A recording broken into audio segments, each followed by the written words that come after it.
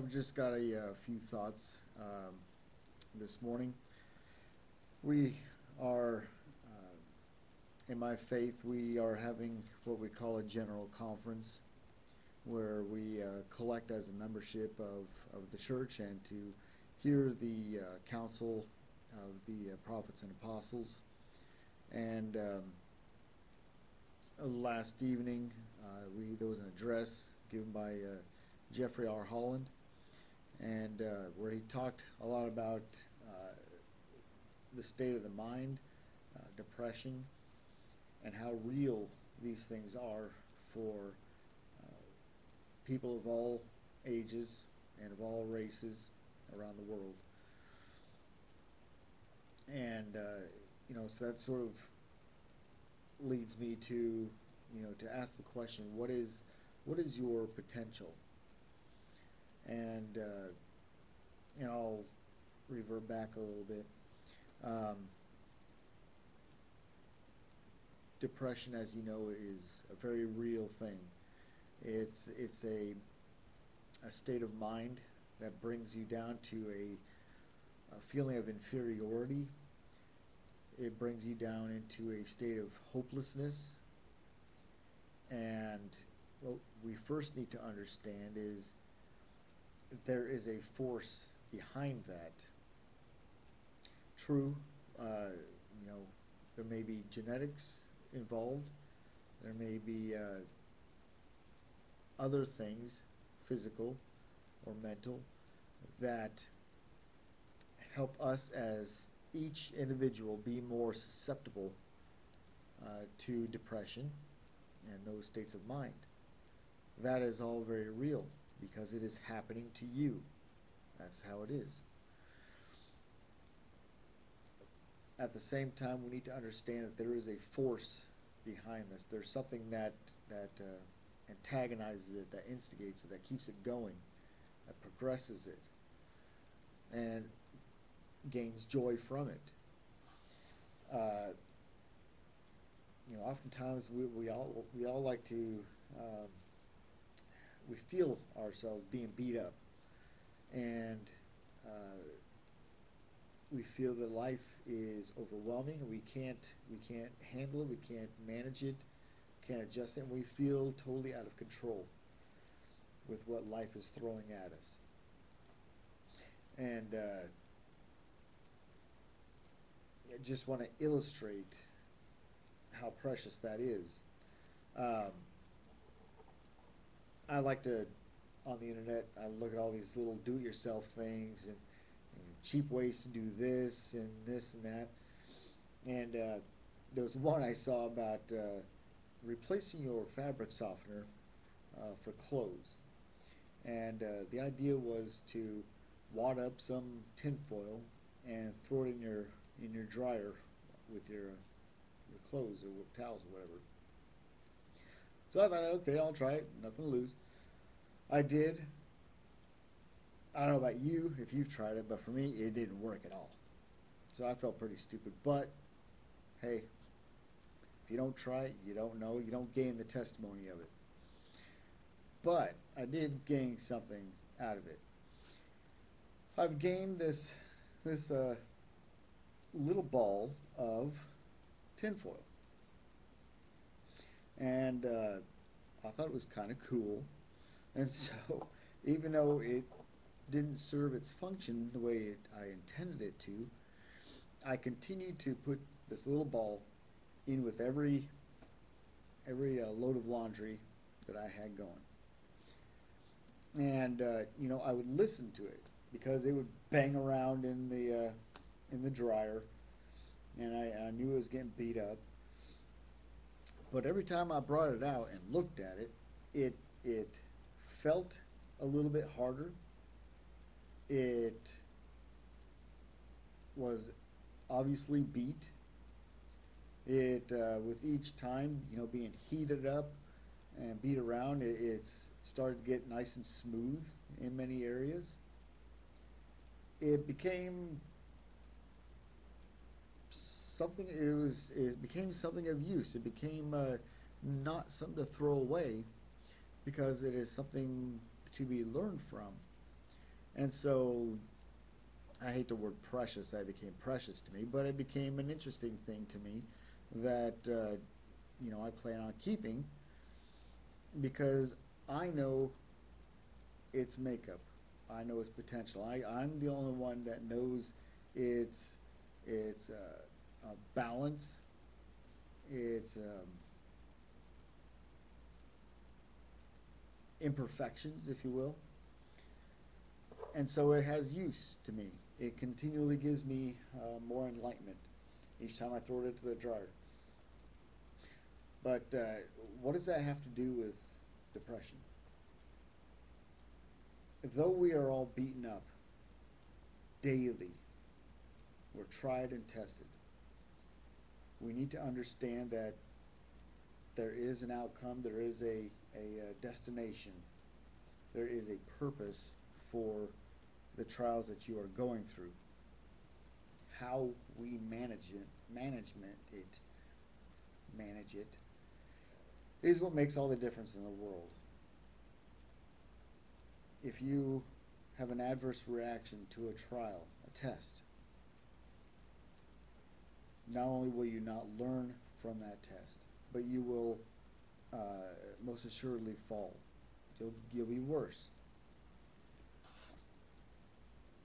If you're being persecuted for your faith, say at school, maybe they're beating up on you, maybe they're just being verbally abusive, maybe they're making fun of you because you're different.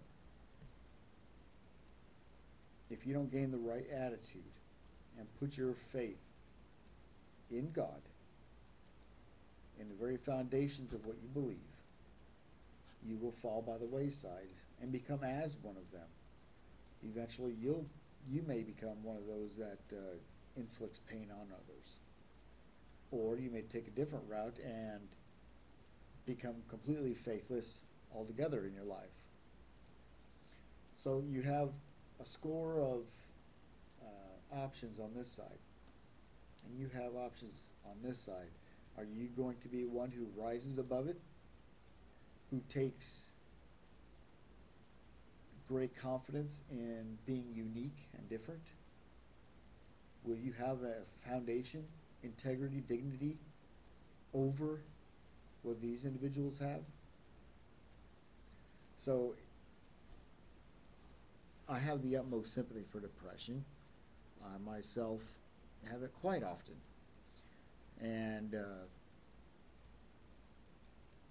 although I fail more times than not, I still know that it is my problem. It is in how I react to the difficulties that I encounter. I don't place my blame on anybody else. Because I, like this little ball of tinfoil,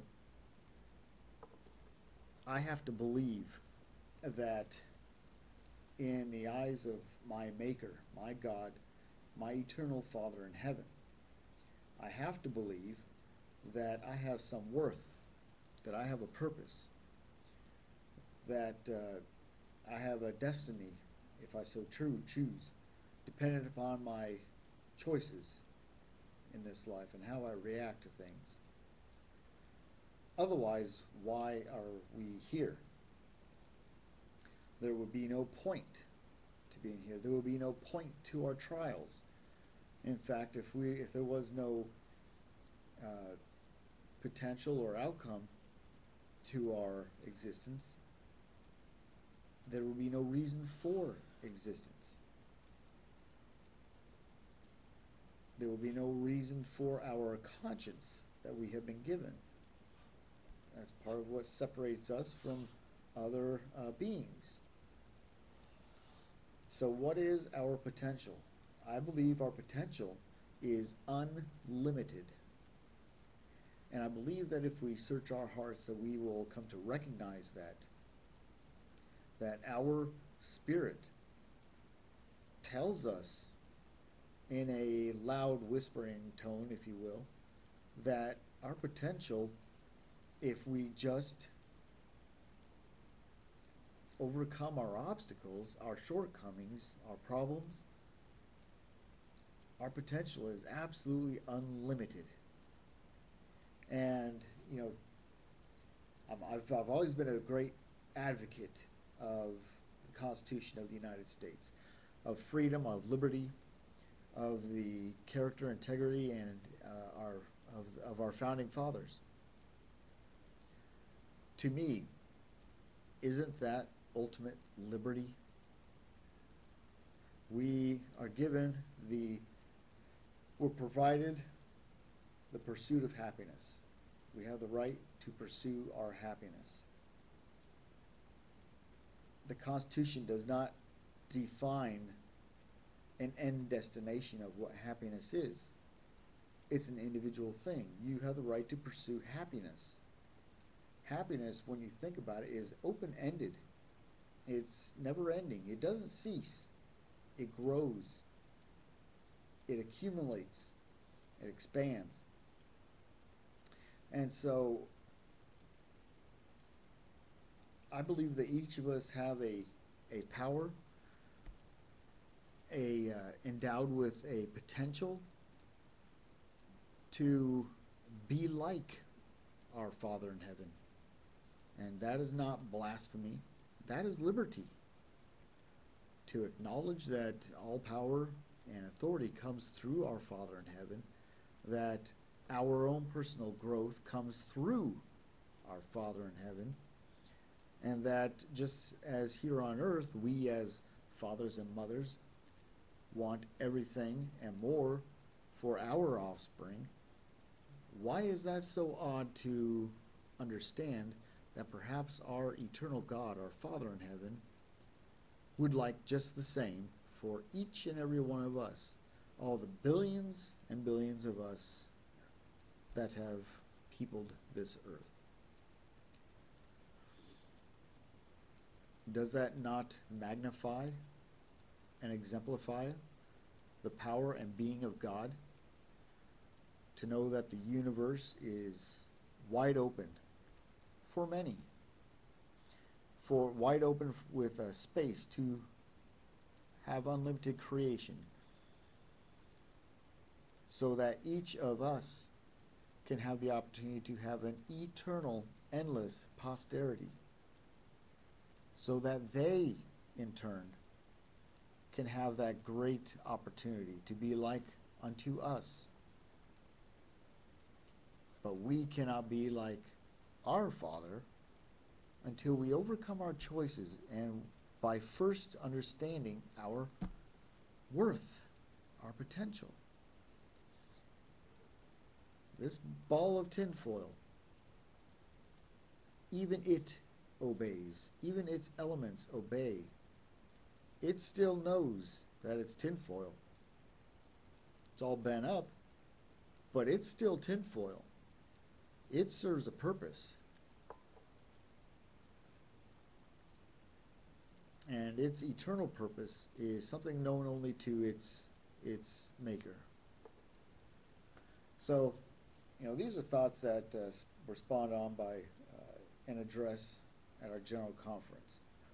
And I think it's a very important topic, the topic of depression, because a lot of people do sidestep it, and they often wish or tell people to, you know, just get over it, you know, no biggie.